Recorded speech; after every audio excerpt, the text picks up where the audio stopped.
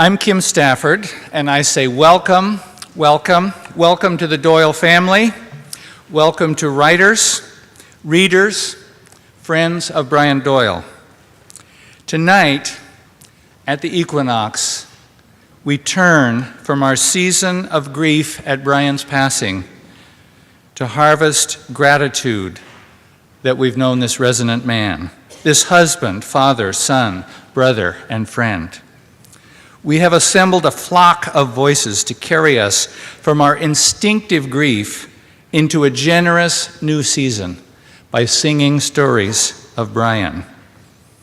Each of the 17 speakers tonight will come to the podium in the order you see in your program, say their name, and give us a scant 5 minutes or less. We have not rehearsed, so you may hear stories in variation, glimpses by friends of Brian, by co-workers who were also friends, by fellow writers who were also friends, and by readers from afar who felt they were friends of Brian. Am I hearing a theme? The press release said there would be a reception tonight. Well, we decided to make that a feast of Brian's books. So thanks to Broadway Books up there in the back, you can find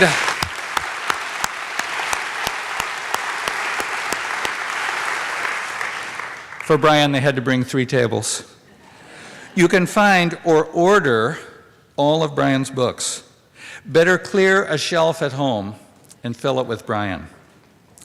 Buy a book and get a Brian Doyle book plate. And while you're up there, look at Brian's drawings of Ringo the dog, who was not able to come tonight. But Peter Doyle stripped the portraits of Ringo off the fridge and mounted them in the back, so be sure to see those. So Brian Doyle, the writer, the editor, the citizen of words. Plunging into Brian's words, surrendering to his pages, we dwell in Eden. There, no wall has been built between thought and pleasure. If facts are fluid, so be it. If imagined wonders feel like flinty facts, so be it.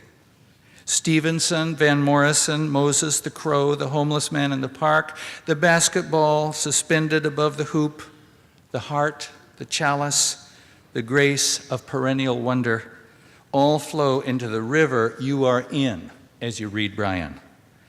You are in the peaty Irish whiskey of Brian. You are in thrall to a sustaining inebriation inside the torrent of his spirited words. For my part tonight, to round out my 5 minutes, one little story. I was giving a reading way out in North Plains, and somehow Brian elected himself to introduce me. Somehow there were over 100 people in a festive room for a poetry reading, and everyone was holding a glass of wine and exuding a fabulous mood. I was to have an hour as Brian rose to give his introduction. Before we knew it, he was pacing the room and the audience was in stitches.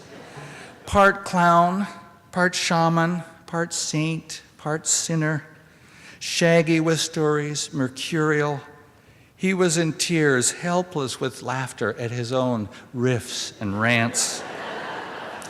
In his aria, there was something about the stunning colors of Mary's art, that sunny, buttery yellow, and that lush Oregon green, something about the infant lily in his arms, wildly alive, about his toddler boys and their pointers irreverently moistening the room in all directions in one of their many finest hours. Once Brian sat down, 30 minutes into my allotted time, the audience was putty in my hands. I could say anything to them and the love would flow. Did I feel one-upped by the master? A resounding no to that. Our friendship had spoken. That shining is not the star. That shining is what comes to us from beyond the visible, where the star lives. It is the shimmer you feel reading to yourself or to another. At story time, it is the liquid bounty in a child's eyes looking up to say, "Read it again." Before I turn over the podium to our parade of voices, I want to thank all those who made this evening possible. I want to thank Brian's friend, Carrie Novotny, who started us off with music. Thanks to all who worked invisibly to bring us together, to our volunteers, to the writers who have come or sent word from the North Cascades, Grays River, the Red Hills, Finn Rock, Seattle, Corvallis, Hawaii, Western Mass, Colorado, and Montana. When Brian and I had a question between us, he would say, "Meet me at the Fulton Pub and we'll figure it out." And we did, and we will. I give you Robin Cody.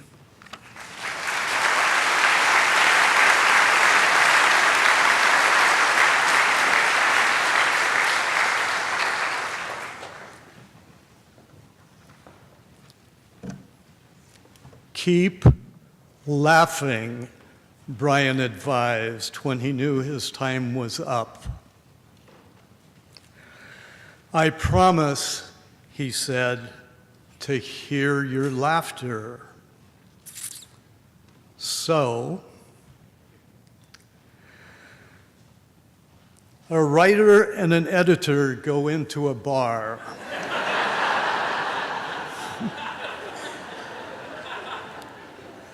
The writer is a stickler for brevity, punctuation, and grammatical clarity. The editor, you know who, is a grammatical nightmare. He piles adjectives upon adjectives and writes sentences that run from here to Astoria. Says the writer to BD, "Today I began reading your book, The Grail, and I almost finished the first sentence."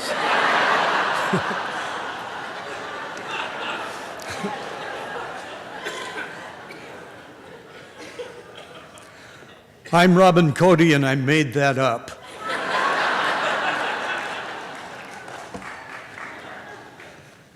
But it's true that Joe Alexander at OSU Press, after editing Brian's Mink River, retired.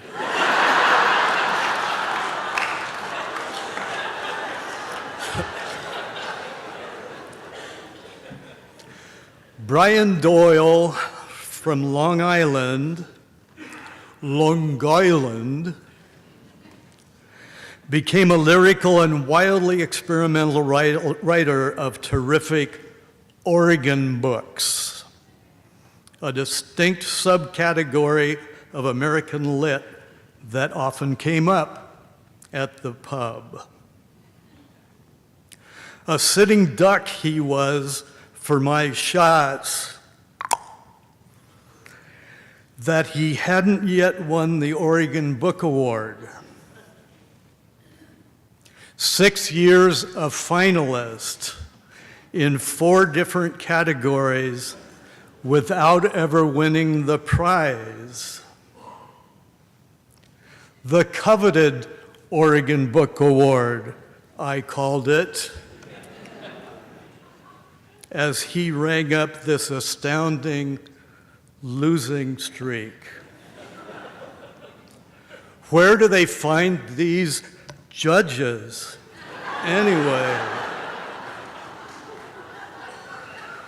When Mink River failed to win the prize, it wasn't funny anymore.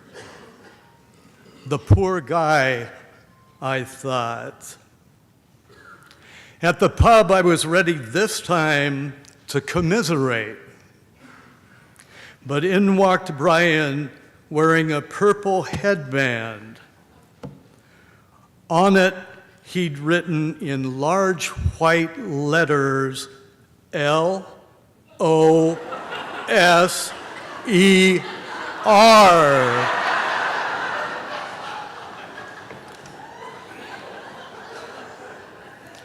What a friend. What an enormous capacity he has for generating and absorbing laughter.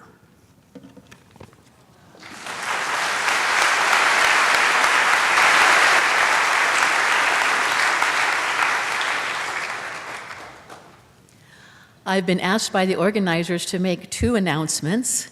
One is that I'm to ask people to please be very careful on the stairs. We've had 3 stumbles already in the balcony. And secondly, I'm asked to tell people please to turn off your cell phones. That said, I'm Kathleen Dean Moore, and I am going to read you a story called Fan Mail. So, a story.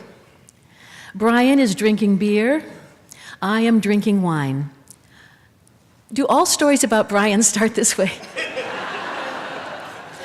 We're at the restaurant by Union Station in Portland. We're waiting for the train. The bartender is standing behind the taps, pretending not to eavesdrop. We're talking about letters from readers. This is a good one, Brian said, and he already was laughing.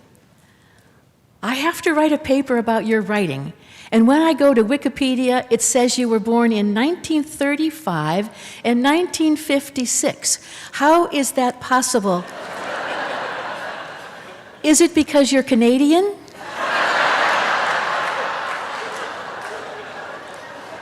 The bartender guffawed. That was a good one.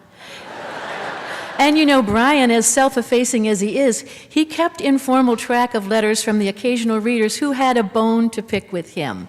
He shared some of these in his essay, "Why are there no dogs in your novel? Do you have something against dogs? How can a man write an entire novel about a town and not mention a single dog?" Or this one. In your book about a vineyard, you refer constantly to your lovely research assistant. I just discovered from the web that you are married and have been married for many years. Does your wife know about your lovely research assistant? And then my favorite. Our book club read this book, and we got into such an argument about it being inane or brilliant that the book club was dissolved.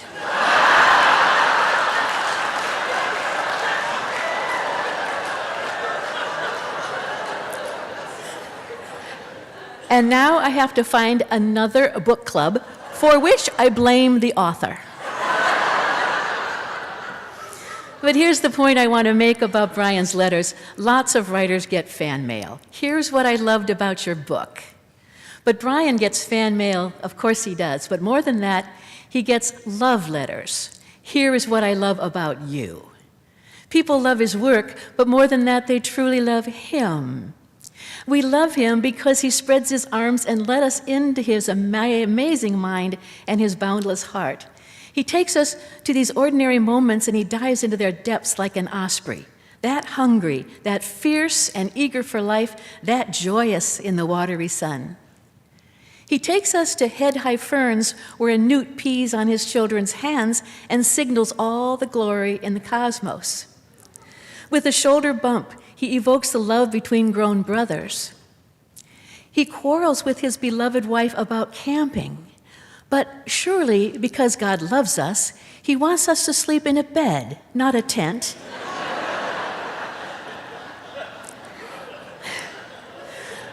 These and all the other moments that he shares with us sing of this adoration for the world, for people, and for goats, and for senators. They sing of love at all the whistling, sobbing, surging creation. Who else exalts so freely, so openly, and how can you not be glad? He answers our deepest yearning for meaning, which is joy and gratitude. And we love him because he makes us laugh and he makes us cry. Of course, there's very little difference, is there, between laughing and crying? They are anatomically the same. In each case, your body shakes, your lungs pump out exclamations that have no meaning, your eyes wash your face with seawater, and eventually a fine and gasping peace descends. By opening our hearts without breaking them, he answers our deepest yearning for endurance and hope. I wrote him a love letter to Mink River. You have created something truly filled with light. Even the darkness is luminous. Even the rain shines. At a single moment one evening, you, with night coming on, all the people in the town are on their knees. The glory. He wrote back, saying outright what he was writing about. Your deanship, he wrote. I don't know why he called me your deanship. It could not have been good. Your deanship. It's a yearning for love and reverence and laughing and praying and snarling and coming back for more against rain and pain. But all this said, maybe the fan mail and the love letters don't matter so much, or maybe they matter in a different way. He wrote, I tell you, the thing that I love deepest about writing in the end is not only the way our arrows sometimes land, but the way they land in more hearts than we will ever know. Occasionally we hear about it, like in notes from readers, but the coolest thing of all is that we will never know quite what we did. I think that's glorious. I think that's how the world is shoved forward 2 inches. For every moment of darkness we have, we ought to have 2 moments reflecting that our work did way, way more as teachers and witnesses and writers than we will ever know. I used to want to know, he wrote. Now I realize that was greedy, and it's a gift to not know. Shoving the world forward, I asked him in an email. He answered, at that point is our work. At that point is our work, which is work of substance and joy and mad attentiveness, which is the real deal, which is finally why we are here. Yes, I say, yes.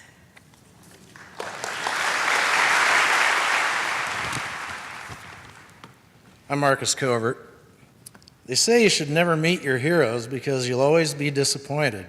But like so many other rules, that one never applied to Brian Doyle. When I started working at the University of Portland 23 years ago, I not only met my hero, I was lucky enough to get to work with him. I'd like to say I landed my job on Portland Magazine after a grueling series of nerve-wracking interviews, finally beating out the best and brightest applicants from around the country. But it wasn't like that. I started out at UP in the registrar's office, and if you've ever spent time in one of those, I don't need to tell you the work isn't terribly creative. Then I learned about Brian's open door policy, and I thought that might be my ticket out of there. I became a real pest, pitching idea after idea for stories I thought he really needed to include in his magazine. When I finally got him to bite on a story about Jean Savoy, an Indiana Jones-type explorer and mystic who attended UP in 1947, he gave me the green light, saying, "Go long, write all you want, I can edit to fit." Well, I took him at his word, and I gave him 12,000 words, which he chopped down to 6,000. And of course, much to my horror, the infamous Doyle gentle edit made it a much better piece. After that, Brian hatched a scheme to sneak me onto the public relations staff between directors and took me under his wing. That was 18 years ago, so I guess nobody asked any questions. There were plenty of things that made working with Brian a delight. My office was 2 doors away from his, and the only way to get in and out of Brian's lair took him and his steady stream of visitors right past me. Brian usually came in first in his comforting routine, showing up at variable times, muttering greetings as he shuffled past the office doors. In my case, Marcus. Settling into his chair, taking a deep breath, and then getting to work. I could hear him in there all day long, the rat-a-tat-tat-tat of his two-fingered typing, telling me that all was right in his world. He was in there doing what he did best. That keyboard sounded like a baby grand piano to me. Its rhythms interrupted only in the seconds it took him to read emails and reply immediately. There must be millions of them out there, a real treasure. And about those visitors, Brian was like a magnet to readers, coworkers, professors, students, alumni, regents, local luminaries, archbishops, administrators, and some of the finest writers in the world. I learned to look up anytime a passing figure caught the corner of my eye. Over the years, I came to recognize the regulars who never came to campus without stopping by to kiss the ring, shoot the breeze, vent about the latest tempest in the university's teapot, or what have you. And thanks to the Schoenfeld Distinguished Writers Series, I could look on in amazement as writers like David Duncan, Robin Cody, Ivan Doig, Ian Fraser, Ursula K. Le Guin, or Peter Matheson. Peter Matheson, I mean, come on. Strolled by my door, and that was a heady experience after just reading At Play in the Fields of the Lord and The Snow Leopard. Then there was the time I asked Brian how long he'd known Kenny Rogers and found out it was just Bob Pyle. Sorry. I think what I'll always remember most are the Brian Doyle fans who came to visit. They were easy to pick out. Most of the time they were just dropping in unannounced, clutching a brace of Brian's books, and would often hesitate right in front of my door. They just seemed to lose their nerve at the last second. Remember what I said about meeting your heroes? I'd just get up, usher them in, say, "You have a visitor," and take my leave. Brian was never too busy to sign books, discuss wine and writing and dogs and kids, and happily, humbly make someone's day. My office served as a kind of green room for those who had to wait for their audience. Things got stacked up at times, and it was always a delight to listen to them gush about how much they loved Brian's work. I can tell you now that once they met their hero, they loved him too. Thank you.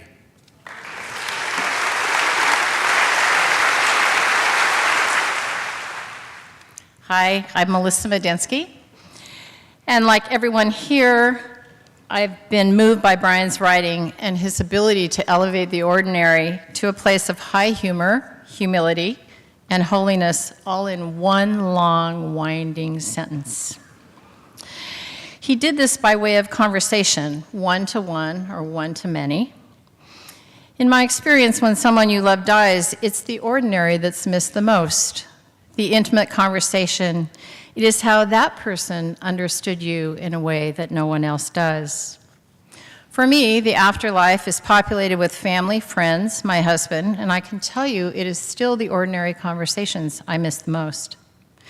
But in lieu of in-person conversations across an actual table, they wake me with memories and lines of advice, bidden and unbidden, ranging from my uncle's, "Melissa, you're not giving the squash enough water," to my mother's, "This too shall pass," to my late husband's invitation, "Melissa, look up." And in those memories, I carry them in a way that keeps them with me. It's a welcome weight, reminding me that I got to love, and I got to be loved in return. So, Mary, I chose this poem thinking of you and the Doyles, but it occurred to me on the way here that it's a poem for anyone who's lost someone they love, which is to say, probably everyone here. It's called When Will I Be Home? It's by the poet Li Shangyin. He wrote during the late Tang Dynasty. It's translated by Kenneth Roxroth, and it's from a book called Sacramental Acts. When will I be home? When will I be home? I don't know. In the mountains, in the rainy night, the autumn lake is flooded. Someday we will be back together again. We will sit in the candlelight by the west window, and I will tell you how I remembered you tonight on the stormy mountain. Thank you.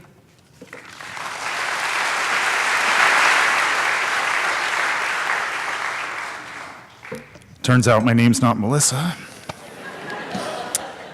I'm so sorry about that. I was in line in the chairs. And hi, everybody. My name is Jesse Lang, and some of you guys might know me as the fictional character Jesse Lang from the book The Grail Brian wrote. I first had the opportunity to meet Brian and Mary at a little restaurant that my godparents own called Red Hills Provincial Dining.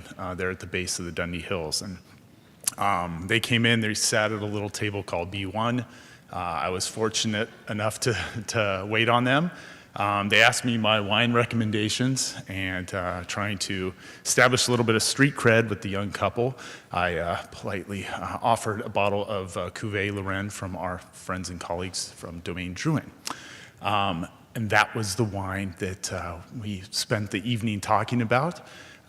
We ended up chatting a little bit more, and Brian's thirst for wine, both literally and figuratively, led him to ask if he could come to the winery. So these guys came to the winery, and we spent some time with my family chatting about all things wine and vineyards, etc. And we had what was beginnings making of a piece for the magazine. Few months down the line, after several more visits, as you guys know Brian, that kind of evolved into this own idea, and my old man and my mom Wendy said, that sounded a little bit more like a book after 6 months. And it ended up being a wonderful experience to spend time with Brian and his lovely assistant, and as she painted, we kind of cavorted around the vineyard and winery, showcasing kind of different seasons. But that's when my friendship with Brian sort of started, and it was just a great opportunity to get to know him and spend time with him. And I don't know how we became friends, we just did. The Grail was just the outcropping of that friendship, and it was wonderful to see the success of that and his career from there on. One little thing about Brian, those of you who know him best, he made this little sort of grunting noise when he came across something like, and at first it like startled me. I didn't really know where it came from. I thought maybe I had gone out of turn or said something inappropriate. But it really, as I got to know him, the little it was this sound that it was like when he came across a little bit of poetry in the daily blue that just kind of popped out to him and stuck with him.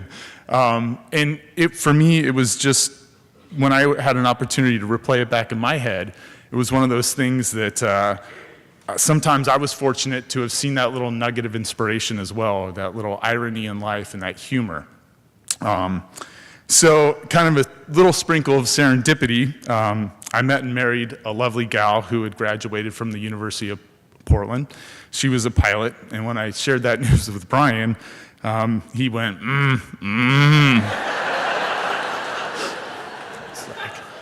He's like, it was the book, wasn't it? I was like, yeah, it was the book. She read it for sure. She had picked it up.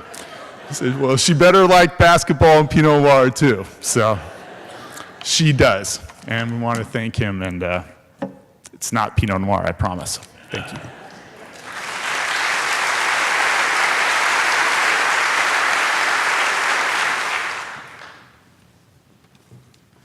My name's Chip Blake. I'm the editor of a magazine called Orion.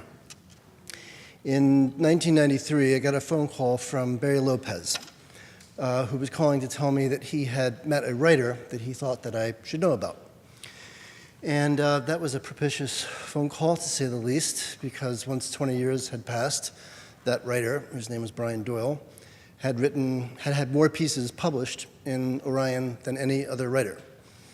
And in fact, Brian had so many pieces published in Orion that eventually we had to establish a guideline that was called the Doyle Rule, that limited the number of times that any given writer would appear in the magazine. If Brian were here, I would really love to point out to him that not only did he have the most pieces accepted by Orion, but also had the most pieces that were rejected by Orion. But Brian's reasons for being a writer went so far beyond getting published that he didn't care. And the fact is that if we hadn't had the Doyle rule, he probably would have been in the magazine twice as much as he was. The matter of why Brian was in the magazine so much is worth meditating on for a moment. Orion is a magazine that tries to be philosophical, tries to be gentle, tries to be spiritual, tries to be determined, tries to be funny. The people who read the magazine are people who like to hear about animals, like to hear about children, are not afraid of things that are a little messy. And while there are writers that are probably more masterful in any one of those individual categories than Brian was, there was no writer who was as masterful as being masterful with all of those things, all at the same time as Brian was. Barry's phone call to me that day was propitious for other reasons. Brian and I became very, very good friends. And over the years, we exchanged thousands of phone messages and email messages. Sometimes these exchanges were personal, just us telling each other funny things that had happened to us. Sometimes, because we were both editors, we would exchange editorial war stories. One time, Brian called, told me he had just gotten off the phone with a writer whose reactions to Brian's revisions to his article, the upshot of that was that the writer told him that he was headed to Brian's office to punch him in the face. And I said, well, that doesn't sound good. What did you tell him? And Brian said, I told him I'd meet him at the door. Another time, when I had an especially crappy day and had called Brian to tell him that I was having an especially crappy day, Brian called the liquor store in the little town that I live in Massachusetts, bought a bottle of Jameson over the phone, and talked somebody who worked at the liquor store into delivering the bottle to me at my desk.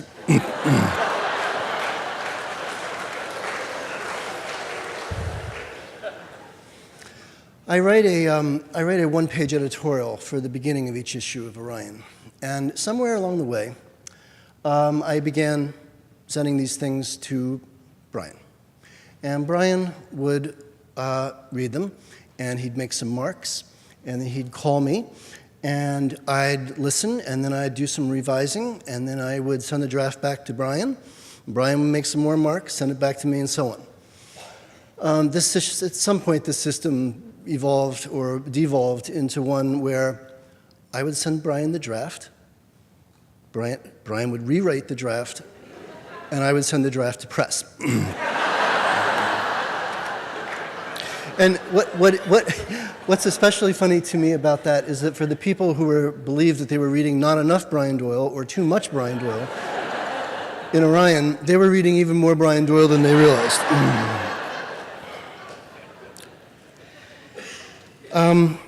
Getting to work with Brian on those editorials was an incredible gift, to be inside his head and to hear how he was thinking about the world, about writing. And it was not about, believe me, his editorial comments were not about rearranging sentences, and they certainly weren't about simplifying language.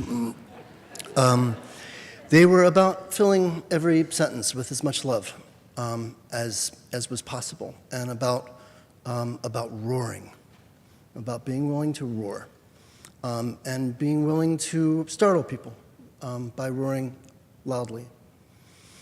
And for me, this continues. I don't have Brian to work with on those things anymore. I do it by myself, except I'm still thinking about him all the time as I write those. I sit down, might pour myself a little glass of Jameson, and I think about the conversations that Brian and I had. Maybe I look back at my notes. I think about what a gift it is to me to have an opportunity to do that thing that Brian was so good at, which is to be in love with the world. I'll never be anything as good as Brian was. but I try. And when I'm ready, I say, okay, Brian, here we go.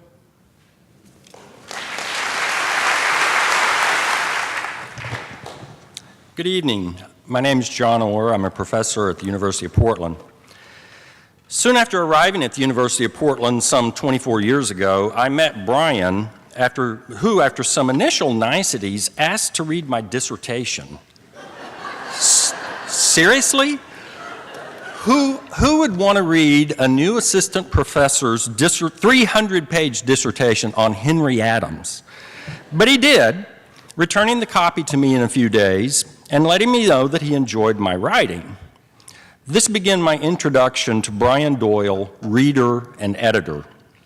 That relationship developed over the years as we worked with Father Schoenfeld to administer the Schoenfeld Writers Series, which has featured many of my fellow presenters here tonight. Our friendship often involved playful ribbing. I kidded him about his misplaced love for Robert Louis Stevenson, and I enjoyed reminding him that he was likely the only person in the world who had gotten into an argument over sports with the Dalai Lama. True story. He would get his revenge by sending me a copy of the official photograph taken of me soon after my arrival at UP, complete with beard and gigantic horn-rimmed glasses, looking like I was on the verge of throwing up. The picture would periodically arrive anonymously in my mailbox or show up in a men's room and be accompanied by nothing more than Brian's scrawled, heh, heh, heh. Along the way, he kept asking to see my writing. Once I complained about an article I'd written on the death of Emmett Till that had languished at a journal and seemed destined for oblivion, but Brian took it, edited out all of the arcane literary theory and jargon, and then published a very focused version of a story about a key moment in the civil rights movement. I continued to offer him an occasional article over the years, and once when he took a 20-page investigation of a little-known Native American writer that I had written and edited it down to 4 pages, I had a similar story to Mark, I accused him of fantasizing about trimming it finely down into a haiku. Beyond improving my prose, Brian, the editor, remained separate from my day-to-day life, but reading was a pleasure that we shared, and we talked about it frequently. The first question Brian would ask me when I stuck my head in his office was, "What are you reading, Johnny?" And it was always Johnny. I would sheepishly tell him the titles of a couple of books that I was carrying around at the time, sheepish because I knew that his answer would inevitably begin with something along the lines of, "Recently, I just reread all of Joseph Conrad." All of Joseph Conrad? Who does that? And more unsettling, he reread the works, indicating that there was at least one prior occasion when he read them through at the first time. Seriously, who is this? Once Brian told me a story about house sitting one summer, a nice place that had a well-stocked library. He had a tough choice, though.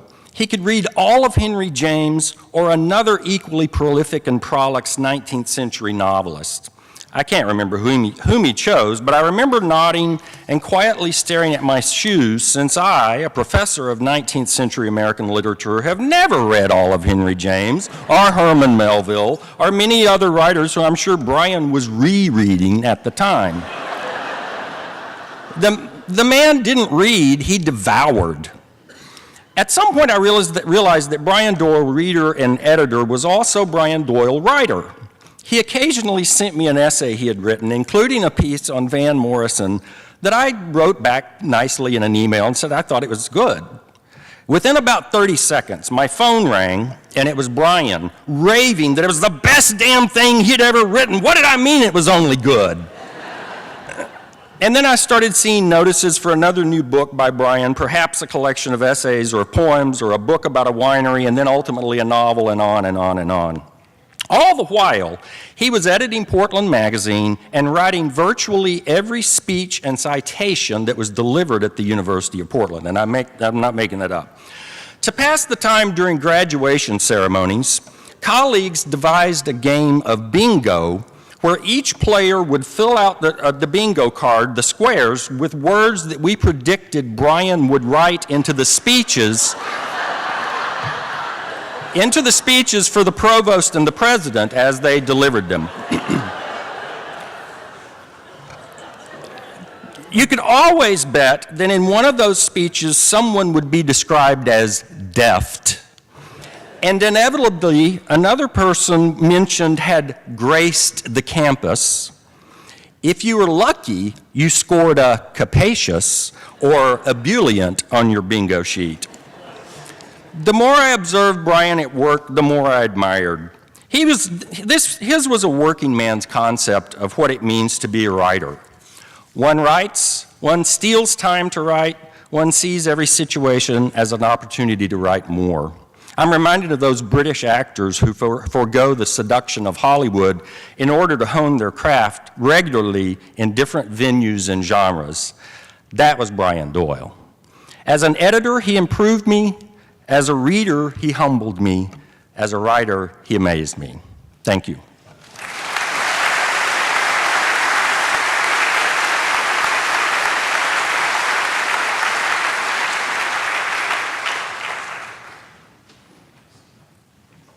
Hi, I'm Katie Yale. I first encountered Brian when I was an editorial intern at Orion magazine nearly a decade ago. He was hilarious and prolific with his submissions, the Doyle rule. But what I remember most about Brian was how incredibly charming, generous, and genuine he was, especially to a new intern, and that he was like that with everyone. I didn't know Brian so well as many others here tonight, but we did keep in touch over the years. We'd share an odd lunch when I passed through Portland and talk about sturgeon and heartbeats and police blotters. And sometimes he'd pass along job announcements or ask what I was writing lately or send something to make me laugh. I thought of him often and fondly. But Brian has been with me these past several months in a different way, too. He has been with me as I read a dozen of his books and hundreds of his essays, this for a project I've been working on with Chip and David to collect the best of his nonfiction for a new anthology that will give the royalties to the family. Spending day after day in the mind of a self-described shambling, grizzled student of wonder, a mind that incidentally found that wonder in almost everything, including chess games, grapevines, Gaelic curse words, hummingbirds and herons, neighbors and nuns, nose-picking, Van Morrison, everything about his wife Mary, kindergartners, mustelids, and the purged stomach contents of the family dog.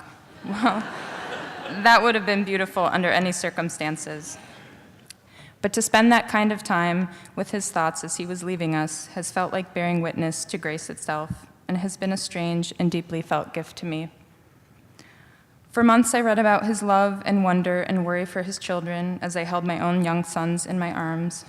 I absorbed his letter to a lost brother as I wrote one of my own to a departed sister. And I recalled his words every time I saw a hawk circling a field, took a sip of wine, caught the score of a basketball game, or thought about an otter. And as a toxic news cycle showed our country being torn apart, I began taking deep and continuous comfort in Brian's stories of bravery, forgiveness, and grace under duress, of firefighters who ran into burning buildings, teachers who ran toward bullets, friends who wove laughter into eulogies, and teenagers who simply knew when to put their hand on a shoulder and share a silence. Brian was an irrepressible and unapologetic appreciator. He saw the world as a shivering, shimmering, riveting place, to use a few of his favorite words. He was a story catcher who wove lush narratives from an infinite series of small but indelible details and moments. He once wrote that maybe what the word rapture really means is an attention so ferocious that you see the miracle of the world as the miracle it is. Brian had that attention and intention, and I'm confident the generations of readers will feel solace and inspiration in the curiosity, reverence, and enthusiasm of his words.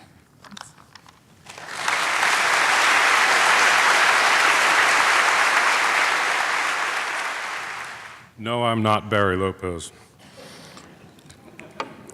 Barry very much wanted to be with us tonight, but fragile health disallowed it. I'm glad he's home on his beloved Mackenzie. Here's an email that Brian once sent to David Duncan about Barry. I remember many years ago trying to walk across the river with him, and I thought I was wrestling with a giant, but Barry gently moved through like there was no water. I suspect he and the river have a long-held pact.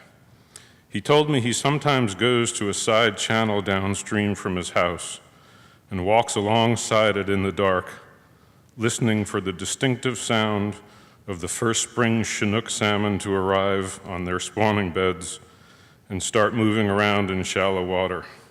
He can't see them at all, but listens till he knows by the sound of disturbed night water that they have survived the Pacific blob and gill nets and elevated temperatures of the broken planet for another year, and followed the chemistry that said home to a span of gravel walking distance from Barry's house. Then, he told me, I can get to sleep and sleep soundly. I've known Brian for quite a long time. I'm Brian's little brother. And since many of the stories he wrote were about us as a family, we would very often poke at him and tell him that he was lying. We remembered how these things happened, and he was fond of not saying that. And finally, I got a personal letter from Brian that kind of explained what he was doing.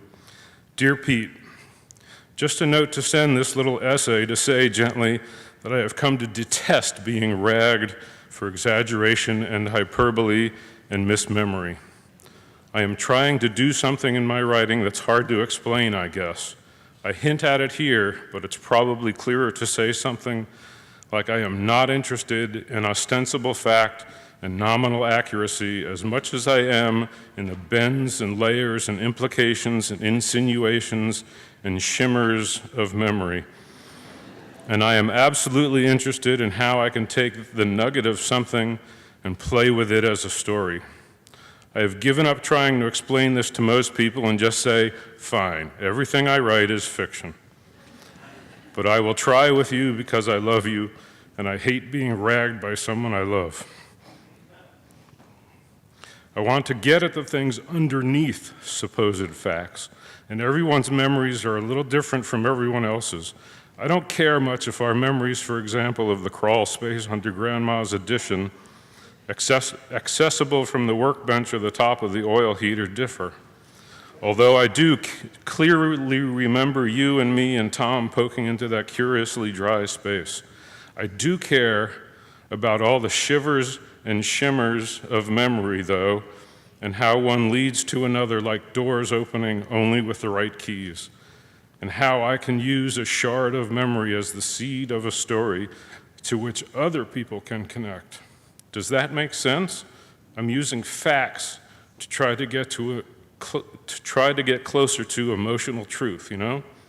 So I ask you to maybe stop razzing me for what you view as inaccuracy or exaggeration, and read essays like that more as explorations of how memories, however flawed, however much I am poking them and prodding them into story shapes, are diving boards, not news reports. Something like that. I find that I am weary of being razzed. I think it's because more and more I feel life short, and I want to and I want to do a sort of writing work that only I can do, and it matters somehow.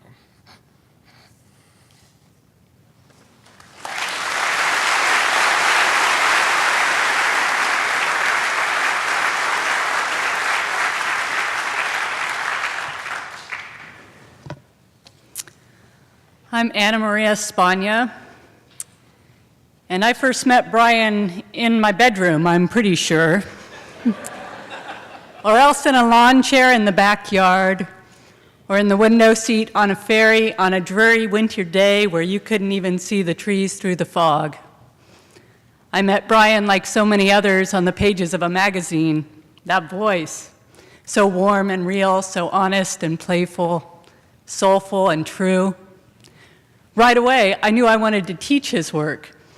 And so I stopped at the local bookstore and found that back then the bookseller hadn't heard of him. I went home and search engine scrolled to no avail. And somehow I got up the guts to take a chance and send a blind email. I love your work, I said. Where can I find more? Anyone who knows Brian knows what came next.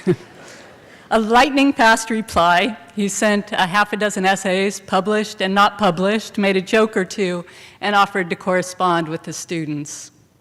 We took him up on it, of course, and I don't remember what the students asked, but I remember more lightning-fast replies, more kindness, more generosity. At some point, we had the chance to invite him to come visit us in person, and I got worried. Once in college, I met a famous author, someone I truly loved. I swooned. I went weak-kneed. But when he showed up, he was glum. He was surly and stern, erudite but cold, and I was devastated. I swore I was never going to meet another writer again. Even as life made it so that I met many writers, I always held a little piece of my heart close, knowing that that voice on the page was not a real human being. Then came Brian. He strode into the room, all laughter and motion. He read his work, he wept a little, he preached a little, he listened a lot. He encouraged writers to write and humans to be more human. The next morning, he came to our writer's workshop and put on his editor's cap, and he started looking for goiters, unnecessary chunks of prose in the students' work. And he got out a scalpel and just started cutting away to the heart. And right away, we knew that those words we saw on his page were crafted, and they had not leapt from his heart whole and real as they were. And God, what a relief. This is what Brian did for us. He bridged the chasms between a famous author and a striver, between readers and writers, between who we are and who we want to be. When Mink River came out, the neighbors in my tiny town fell in love. Maybe we recognize those characters as mirrors of ourselves. We passed around dog-eared copies and we bought up stacks to give as gifts. And when Brian got sick, we knit hats and painted watercolors and wrote cards and went down to the post office to mail our package together. Because Brian had forged a bond between us, as he has between all of us here and so many others who have met him in their bedrooms, in lawn chairs, on a ferry, or are about to any day now. Thank you.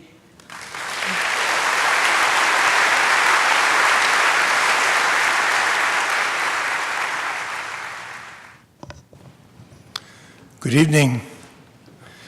I'm Bob Pyle. John, I have to tell you, there was reason for Brian really liking his essay about Van Morrison. And Katie can testify that in the class I taught at Montana that she starred in, I assigned my students to tell me why I considered the essay Van in the American Scholar to be the perfect essay. So it wasn't just Brian.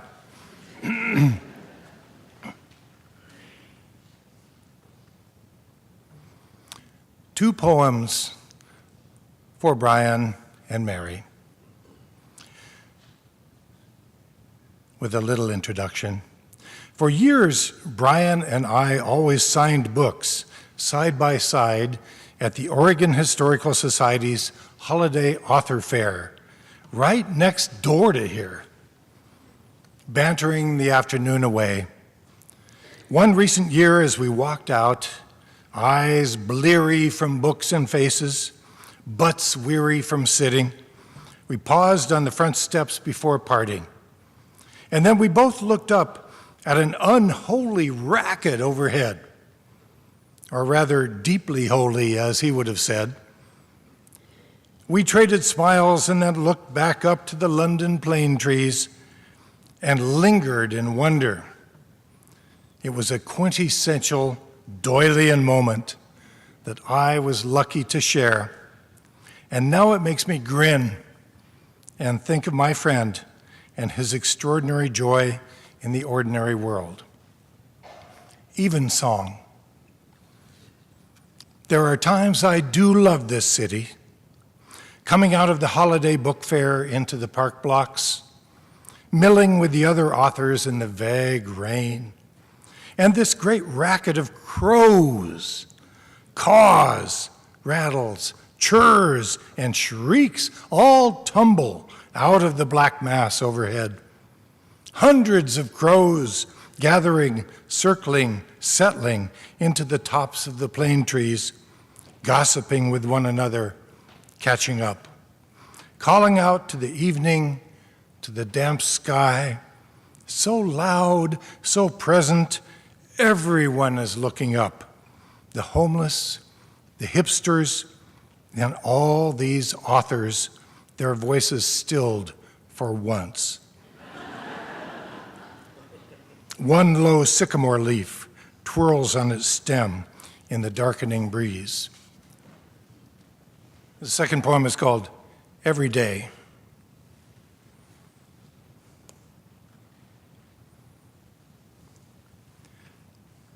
Dear Brian, of all the funny passions you and I have shared, Van, Bruce, beer, mammals of the family Mustelidae, for example.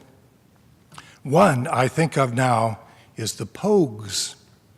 You loved how they sang this traditional Irish drinking song, and nothing seems more suitable to sing for you now.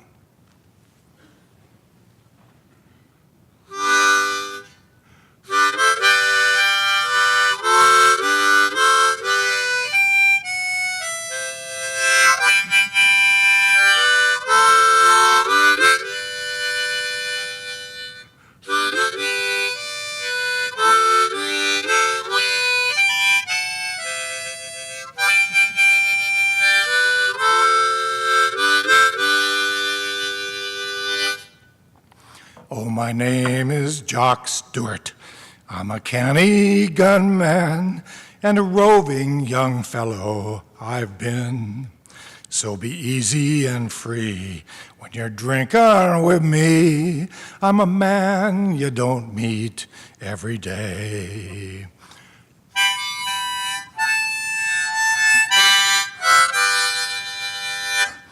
So come fill up your glasses with brandy and wine. Whatever it costs, I will pay. So be easy and free when you're drinking with me. I'm a man you don't meet every day.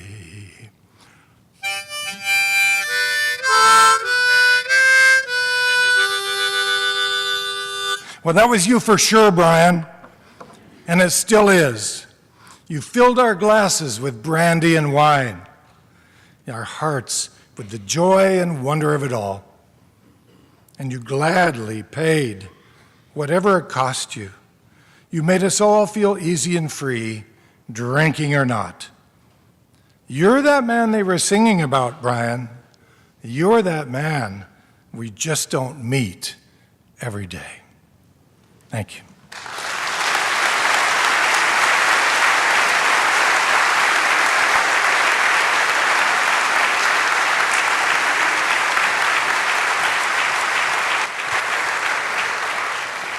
Good evening, everyone. My name is Lori Kelly, and I was Brian's boss, if you can believe that or not, for over 9 years at the University of Portland. Yes, Brian had a day job, and he was one of those people that actually called you boss, which typically I don't like, but from him it worked. He either called me boss or Lori Kelly. Never Lori, LK, or hey you. It was either Lori Kelly or boss. So early on in our working relationship, I had some constructive criticism for the magazine. So I went to Brian's office to share my wisdom, and he calmly stared at me from behind the cluttered desk that he had, and he gave me the sort of look that you really just don't want to get from your coworker or anybody. It was kind of like, So a month later, the magazine came out, and I noticed Brian didn't take any of my changes.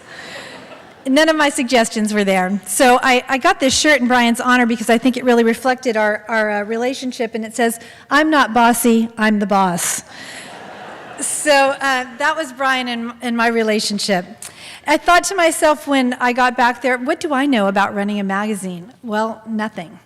And what does Brian know? Well, everything. In fact, Portland Magazine was one of the recruiting hooks that they used to actually get me to take that job, and I'm so grateful for that. So I asked some of my former coworkers to share some things about BD that they really wanted everyone to know. And he was quite a character around the office. So here are some of them. He seemed to get painted in wine by lots of people. He would give Susie, our graphic designer, a bottle of wine and tell her that he worshiped the ground she walked on every time it was time to work on the magazine. Audiences loved Brian. He could get a ballroom of people to sing Amazing Grace, and he did. Being a stickler for keeping to script and time, I would have a mini anxiety attack any time Brian would perform. He would always go off script, and he would cry and sing and moan and groan, but it always worked, and always he was the best part of any event we ever did. Out of nowhere in the office, he would just scream sometimes, "Let's get a pizza!" And then sometimes when there was a staff meeting, we would go around to get him, and you'd just hear him saying, "No!" Creativity really lived in his cluttered office, with his old articles, photos, and memorabilia. I especially remembered this picture of his parents that he had at their wedding. He must have showed me this picture about 50 times. He's like, "Have I ever shown you this picture?" In it, his mom is barking orders at someone, and his dad is just standing in the background looking at his new wife. And Brian says, "Look at my dad. Look what he's getting. Look at that shit-eating grin." I was like, "Brian, you told me that before, but okay." He would always refer to Mary as the woman who married me, as if he still couldn't believe it. And always stories about their kids. The articles that he wrote about the children, I think, were our favorites. As was mentioned earlier, he typed with just his 2 fingers. Just think how prolific he would have been if he would have known how to really type. At graduation, he loved to stand in the entryway and greet all the professors as they walked by in their regalia. And Brian had a pretty good-sized temper. One time, he literally smashed his phone to pieces in a fit of anger. He was just knocking the phone. People rushed in to see what was going on. He looked at his colleagues in the broken phone and said, "I've always wanted to do that." He'd stroke his beard when he was sharing an idea or listening intensely. When he was passionate about something, he would pace as he talked. He played practical jokes constantly, often replacing people's nameplates with something that was not their name. He even put a sign in the main elevator on the drop-off weekend when we're trying to impress the parents, replacing the department names with what they did. Floor 1, help. Floor 2, kids. Floor 3, money. Floor 4, power. Some people didn't think it was as funny as Brian did, and they quickly brought down. He also hung a sign for our colleague John Fury in the men's room. There you will find the Furinol. I left UP for Providence Foundations a year before Brian got sick. Every once in a while, he'd send me short emails, and several reflected about how special it was when we all worked together. I'll close with the last paragraph of one of Brian's emails to me. He wrote, "But I often now wonder if there's one job in your career where you are the right person at the right time in the right place. And all the other jobs you have are some, but not all of this. I could be wrong, but..." Brian was the right person at UP for 25 years, and everyone benefited from his gifts there. Thank you. My name is Hob Osterlin. I first met Brian in 2006 in a Portland bar. Such a common theme here. We'd gotten together to talk about the possibility of him coming to facilitate the Honolulu Writers Retreat. Brian wasn't sure. He laughed. He wasn't sure whether or not he would be good at teaching writing for 3 full days. But wisdom prevailed, and by wisdom I mean Mary. And they came. Thank you so much that they came. Brian was a stunning teacher. For 3 days, he did all the things that people have described here tonight. He laughed, he cried, he preached, he moaned, he told jokes, but he prodded us all to better writing. And then every year after that, even though the attendees changed by the year, every year after that, he'd send a note to the next class. And here's what he said, the last one that he wrote in 2016. Here is what I wish for you, that you be startled by what comes out of your fingers these days, that you poke into new corners of your heart and soul and brain and memories and pains and graces and yank story threads that you didn't even know were there. That you get down deeper into the crucial idea that stories are how we reach for each other and find ways out from behind our own walls. That you do not get caught peeing off the porch.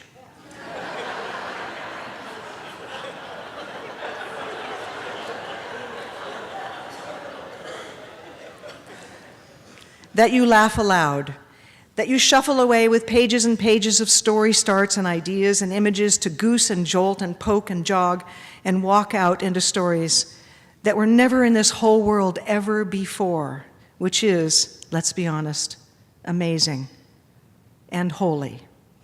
Yours, Brian Doyle. So Brian and I stayed in regular touch ever since then. And like everyone else here, I was assigned a nickname. The one he called me most often was Left Arm. And that was sort of a gradual progression from right on, that I then sometimes said right arm, and then he'd say left arm, and so he'd send me notes. Left arm, do this. He invited me to do several pieces for the magazine, especially profiles of nurses who were UP grads doing really cool things. And as a nurse myself, I gotta tell you, I find it so uncommon for people to really grasp what nurses do. The Hollywood version is that we're people who go and tell people that visiting hours are over. In my career, I never once said that. Brian knew that, and he also warned people never, ever, ever get in a gross out contest with a nurse.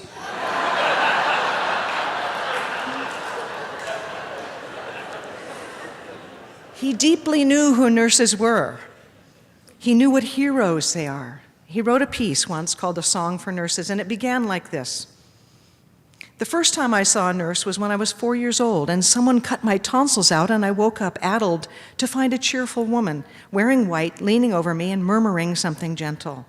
The room was all white, and the bed was all white, and there were white curtains framing the windows.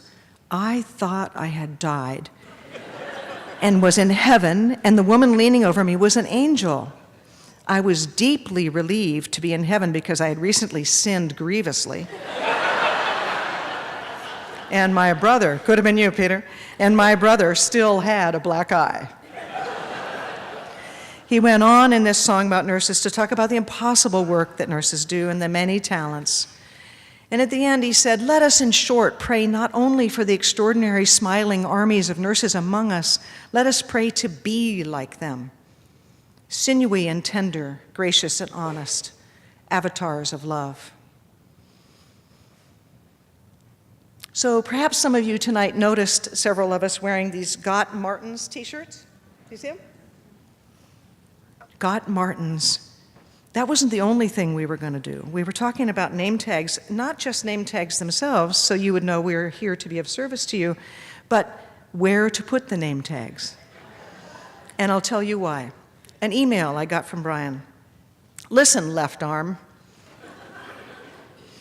I have no idea how we got on this topic, by the way. One of my many problems in this life is being at receptions when people wear name tags. And without fail, they wear them on their chests, right around the bra area. So I am constantly at war with myself as I look for her name. And I'm confronted with Miss Left and Miss Right. And I can hear my mother standing behind me muttering, "Do not stare at those." While the rest of me is staring at those and thinking, "Oh my God, do not stare at those." Why we do not wear name tags on our foreheads is a mystery to me. It would make my life so much easier if we did. So my recommendation that we wear them on our foreheads was vetoed by the committee, but I just wanted to tell you his sentiment about that. And Brian, I would have worn it on my forehead. So I just want to end with a prayer, really, that we inherit, let us pray to inherit Brian Doyle qualities like he prayed about nurses. Let us pray to be like him. Let us call on his attributes. Let us call on his love for kids and kestrels, songs and stories, dogs and destinies. Let us ask to be his heir. No, beg to be his heir. In that way, something like 700 clones of Brian Doyle will walk out of this church tonight, and the church will be, and the world will be 700 times better off for it. Thank you.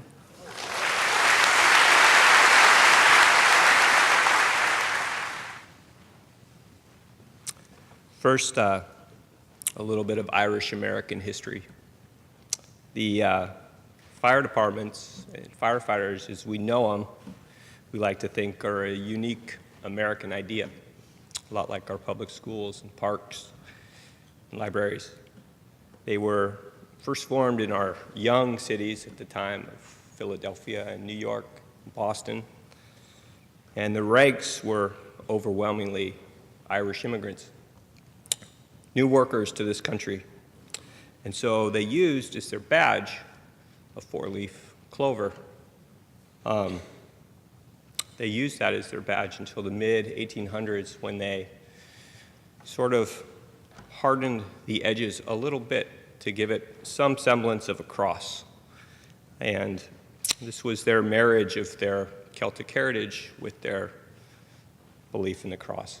And they thought with some luck and a little love that as firefighters they could walk into hell, walk into the fire, and try to save a life.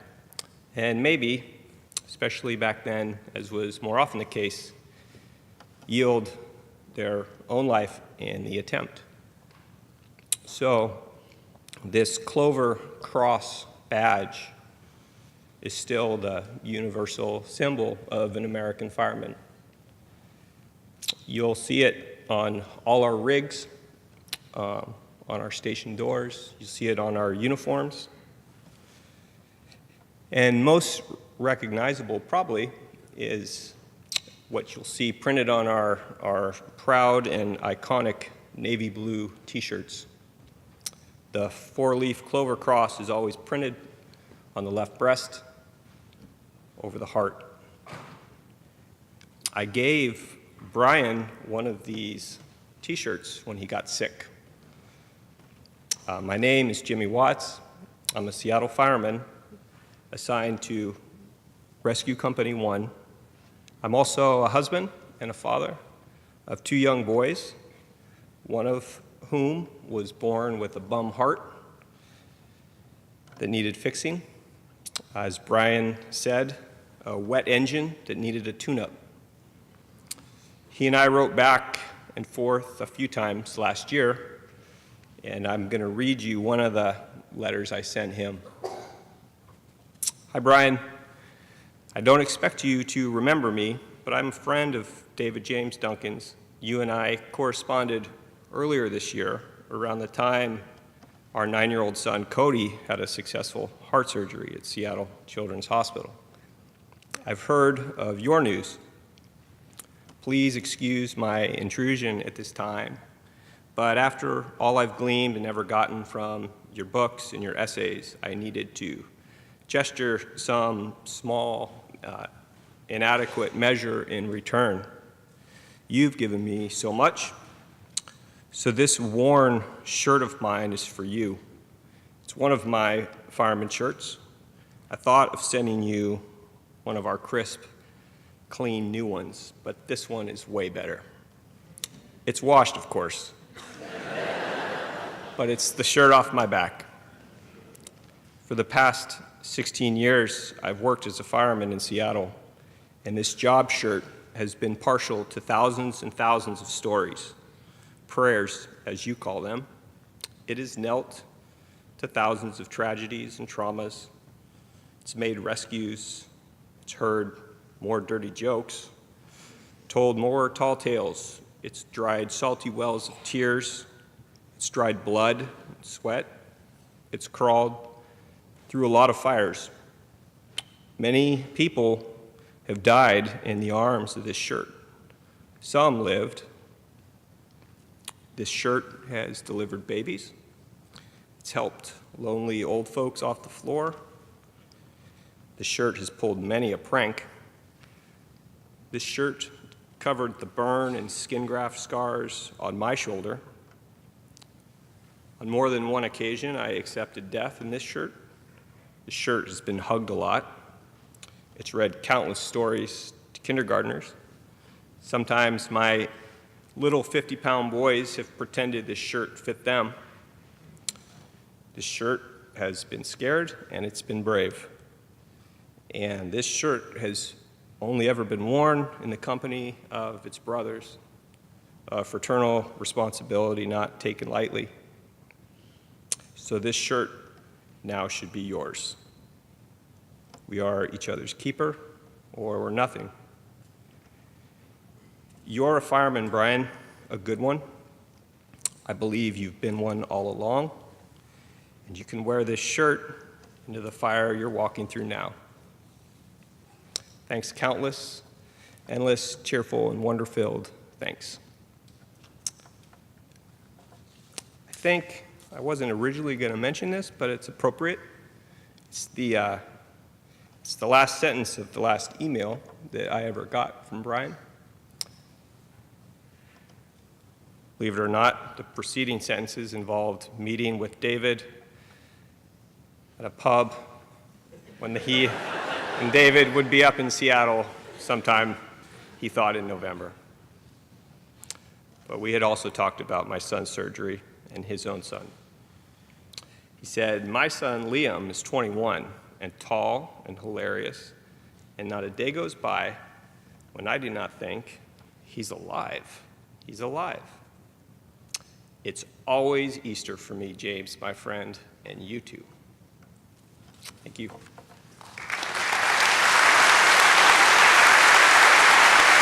I want to read something sent by Patty Ann Rogers, a beloved writer and friend of many of us who wasn't able to come, but she wanted me to read this for her. I miss Brian Doyle. I miss knowing he's on earth at the same time I am, and witnessing and experiencing our life here, just as I am. I wish I could be as kind and generous with friends and strangers alike as Brian Doyle was, as his writing and his subjects reveal he was, caring and compassionate, attentive to others, a lover of the earth and its life, funny and self-deprecating. In an email I sent to Brian last August 2016, I wrote, "You are wonderfully maniacal about language.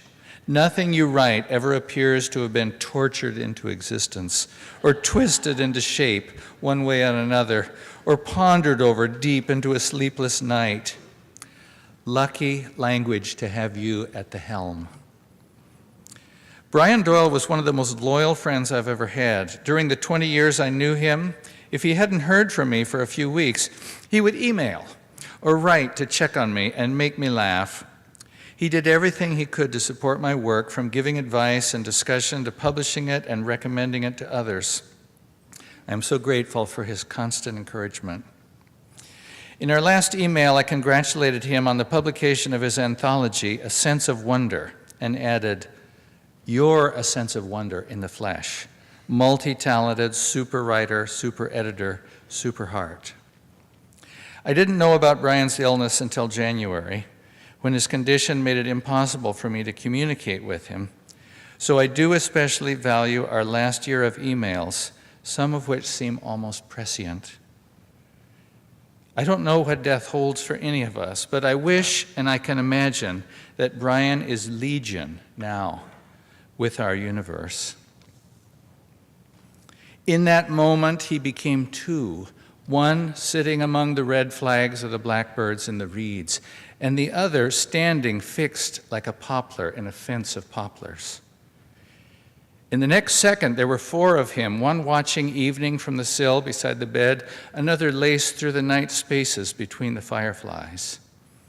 In a further splitting, he was 8, and in the next 16, one blue by paper lantern, one amethyst by evening smoke, one ringed like ice by a winter moon, one ringed like a lily pond by rain, one marked by murder, one veined by acquittal. And there were 32 of him then, and again 64, and he was simultaneously over a plain of summer cress and under a reef of evening coral, within a knob of shyster thistle, within a bud of thresher shark, sailing by roots of bony fish, soaring by fins, tamarack, phlox. With the next turning, he became 128 of himself, groomed the horse of Orion, dwelled in the light remnant of Vila. He was wind through the scaffold of pity, a nesting owl among the eaves of praise. Then 256, he was stone as well in Zephyr, then legion, then too various to be reckoned, too pervasive to be noticed, too specific to be named. And now David James Duncan to close our program.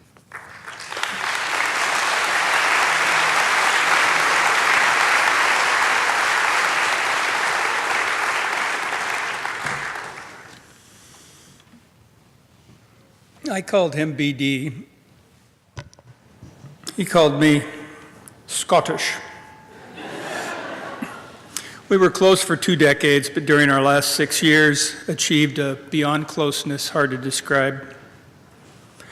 Owning hearts that, instead of just breaking, broke open, that was part of it.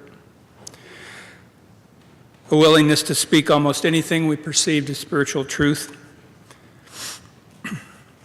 Also an abiding love during our afternoon work doldrums for sharing stuff and nonsense of no redeeming social or spiritual value whatsoever. I received 530 emails and 200 snail mail missives from BD in our last 2 years alone, and sent back about the same amount. We emailed the way tournament ping pong players exchange shots for the high-speed joy of it. Speaking of baseball, I'd write when we hadn't been speaking of any such thing. Can you imagine trying to hit against Randy Johnson with that pock-marked Ozark glare, cascading mullet, 6-foot 10-inch body, 9-foot wingspan, and 99-mile-an-hour fastball? He's so freaky long he practically sets his pitches in the catcher's mitt by hand. The ball only travels 30 feet through actual air, and every pitch makes the sound of banjo music. And possibly soon, BD types, I'd be terrified just watching him tower there like a stork on acid. Or Clemens hulking on the mound like a supersized Wolverine with hemorrhoids. When he went into the windup, I'd call myself out and dive in the dugout.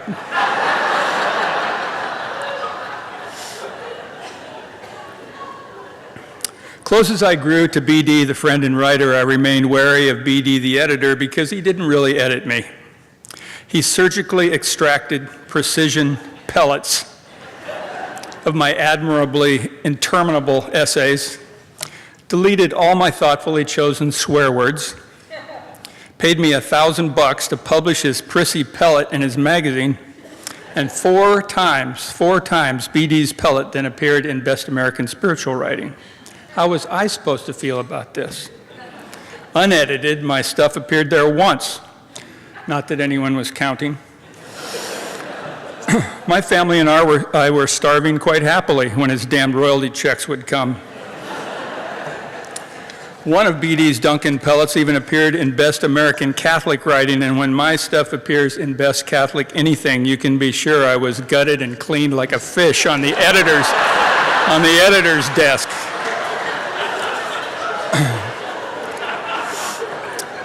So every time BD won me fame and fortune, I'd call the bluff from Lolo Creek, and unrepeatable words about Best American spiritual hatchet jobs would fly, while BD wheezed with laughter and rolled like a dog in his glory as an editor. In 2009, I got some revenge.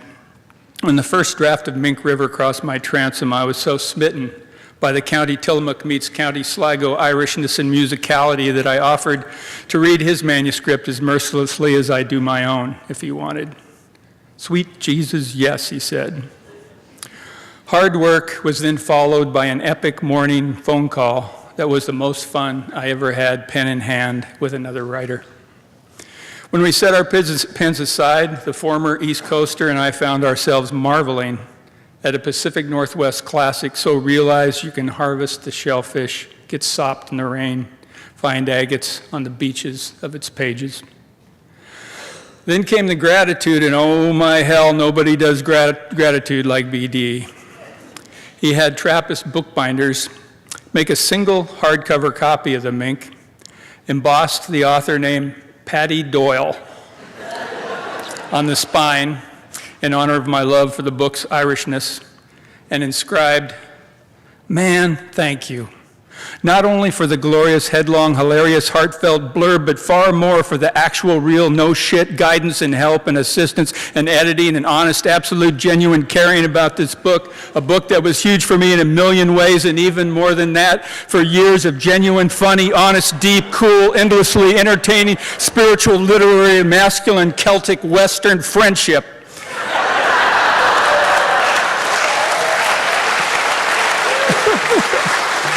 Your friendship has been an ocean of grace and laughter to me, really one of the great gifts of my shambling years as a man of the West. 26 modifiers in that 90-word gratitude bomb. And I read it because every word is far more true of Brian than of me.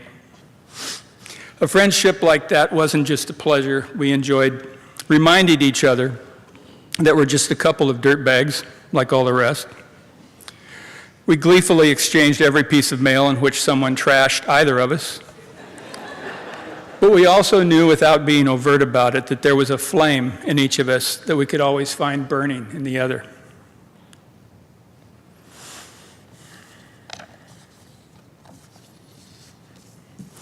That flame is why, a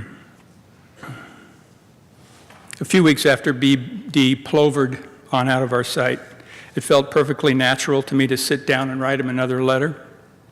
And I saved that letter for tonight, hoping the choir of us might deploy our hearts as a postal service and mail the thing off. My letter was fueled by a little advice BD once gave to those submitting poems to Portland Magazine. We do not accept poems about cats, guns, cats with guns, or guns used on cats, however enjoyable that prospect may be to some. We do not accept poems in which French words suddenly appear, or the poet praises one or more breasts of his or her acquaintance, including his or her own. We accept poems about birds. We accept poems about food. We look favorably on poems in which wood appears in any form whatsoever.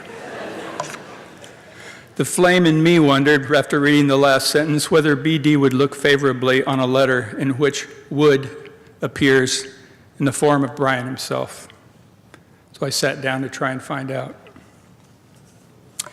Dear BD, the body of a tree, as we once discussed via the usual email ping pong, is built by its downward hunger for earth and water and its upward yearning for light. How wonderful, we agreed, that these paradoxical aims, instead of tearing the tree in two or causing it to die of indecision, cause it to grow tall and strong. Just as wonderful, during the tree's afterlife, its former hunger and yearning transmogrifies into the enduring structural integrity known as wood. Wood, we enthuse back and forth, is a tree's life history become something so solid we can hold it in our hands.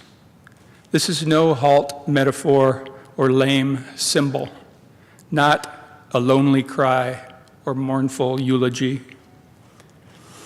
Right here in the world where every living thing dies, a fallen tree's integrity remains so literal that if a luthier adds strings to it, we can turn the departed tree's sun yearning and thirst quenching into the sounds we call live music. And if a papermaker smashes wood's integrity to a pulp, creating paper, our ink can bring to life the endlessly surprising critters we call stories. BD, I miss your face.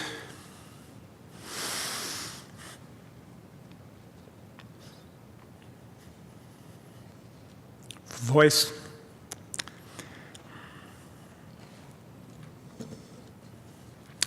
Inspired tomfoolery, outrageous skeins of modifiers, hoop rhapsodies.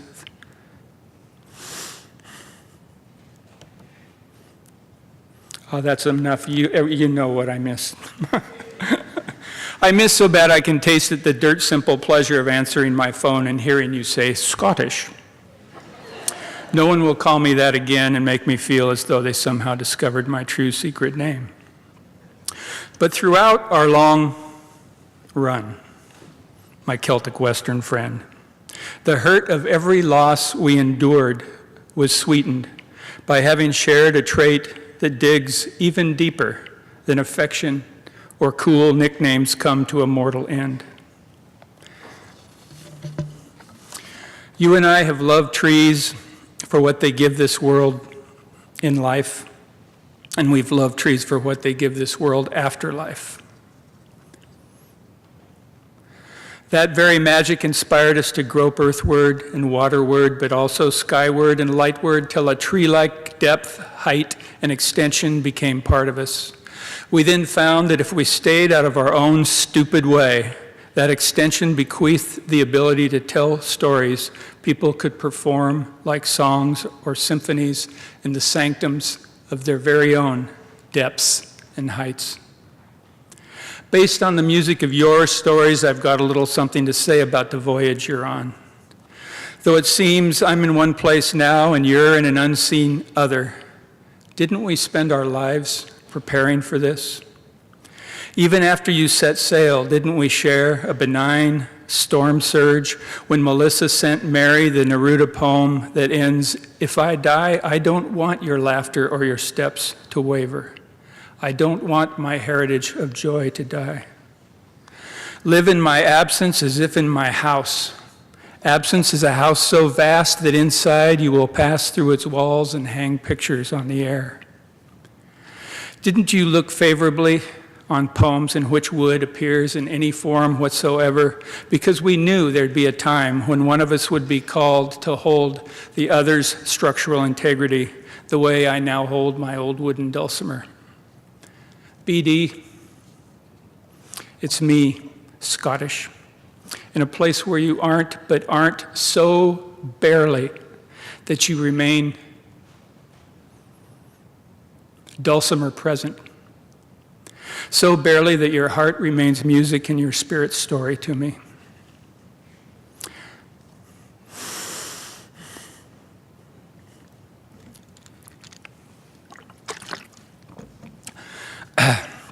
So barely that when I miss you, I pick up a pick, bend low over sound holes cut into thin, plain spruce wood, and play steel strings with my right hand and a fretboard with my left until, right here in the world where each living thing must die, the sun yearning and thirst quenching.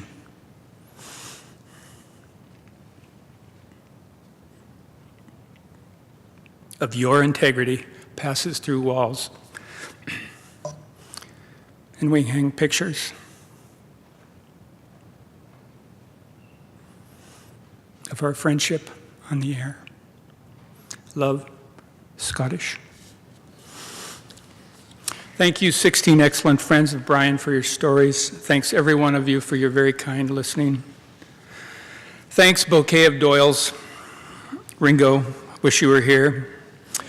Thanks beyond words, BD, friends and fans, for granting Brian his greatest parting wish, your stupendous support of his family. Thanks, Coherent Mercy. Thanks, Brian. Love and amen.